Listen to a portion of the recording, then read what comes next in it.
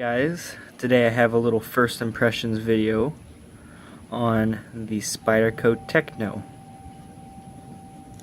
Now, this little knife and I have kind of played a game of cat and mouse for a while. I was initially drawn to this knife several months ago, actually.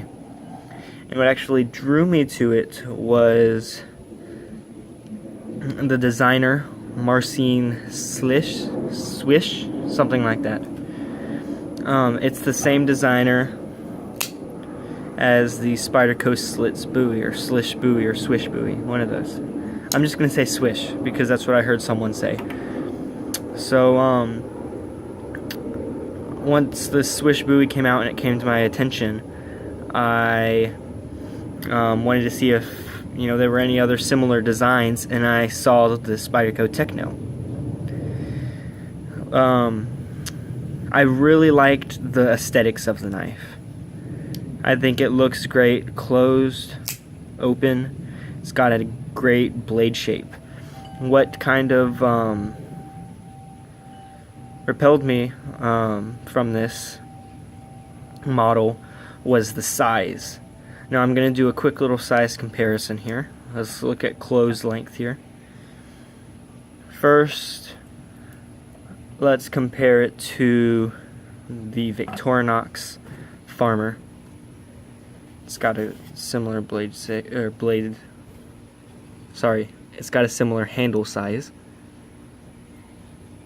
And then here's the GEC Hay and Helper, which is about the same size as the Sodbuster, and that's a little bit bigger than the Spyderco Techno. So I didn't know if I would like a knife that small. If we open it up real quick, let's compare it to the Hand Helper. Hand Helper is significantly bigger, and if we compare it to the Victorinox Farmer, the Victorinox Farmer is also a hair larger, even though they have the same amount of cutting edge. So that kind of deterred me from buying this knife. I love the looks, but I didn't know if I could get over that size. I'm more into the 3.5-inch size, like these two knives. And this is definitely a much smaller knife. But whenever I did decide to jump the gun, I no longer have my 3-inch XM18. I traded that for this knife with like $225 on top of it, and used that money to get the Slits buoy, or Swish buoy, I should say.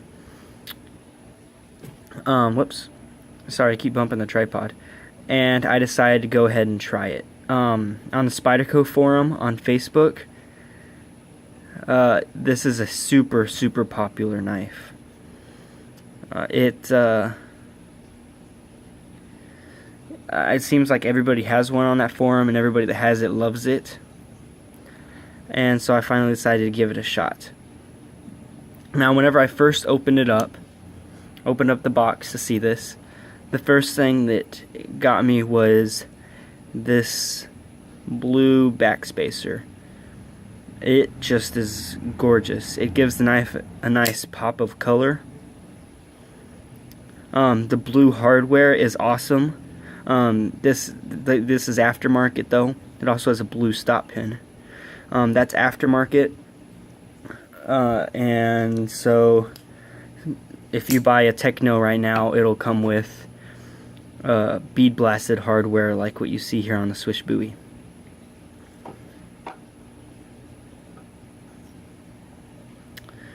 So that's the first thing I noticed. The first thing was that the blade looked even better in person with that blue backspacer. Second thing I noticed, even if I put my finger right here in the choil, I can still get a 3.5 fingered grip, and I still feel fairly comfortable. I can come up and get a 4-finger grip, and it's still putting my finger in the choil. Have good control. It fills my hand well. And I can choke up my finger. If you look here, this right here is all flat. So if I put my finger there and kind of put my middle finger in that choil area, my finger isn't touching the cutting edge. It's kind of close, but that doesn't bother me because I'm not going to be doing anything hard enough to make my finger slip forward. But anyway, I have nice control. My thumb lands right on that little swell on the blade, and it feels great in hand. I'm surprised at how much I like this knife. Even though the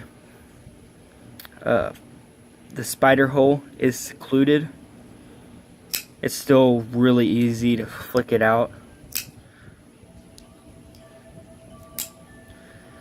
It is super smooth. I have already had this knife apart. I've polished the washers.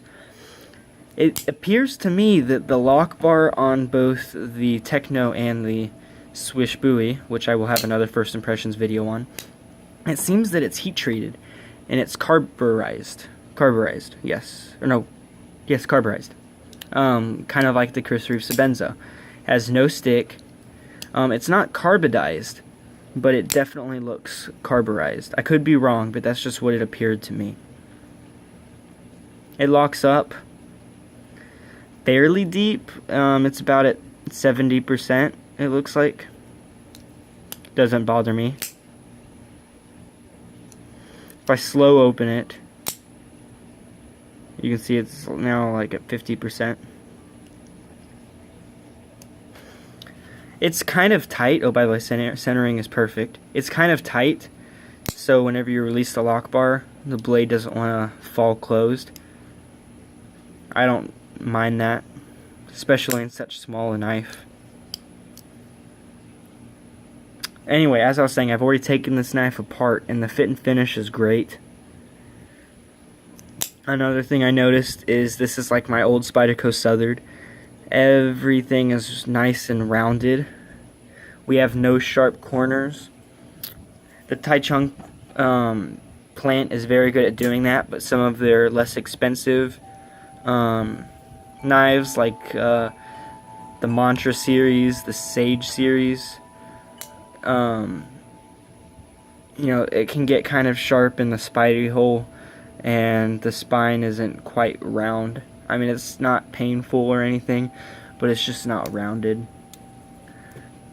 This has got a nice rounded feel, and let me show you here. You can get an idea if you look at the blade. Oops. Yeah. Almost got it.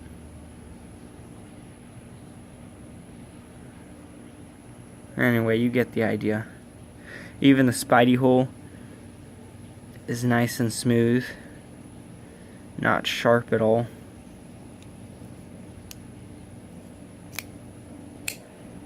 Still getting used to it. I got this yesterday, but I carried it today, pairing it with my Swish buoy, and I loved it. Full review coming on this one, guys. Thanks for watching. Have a nice day.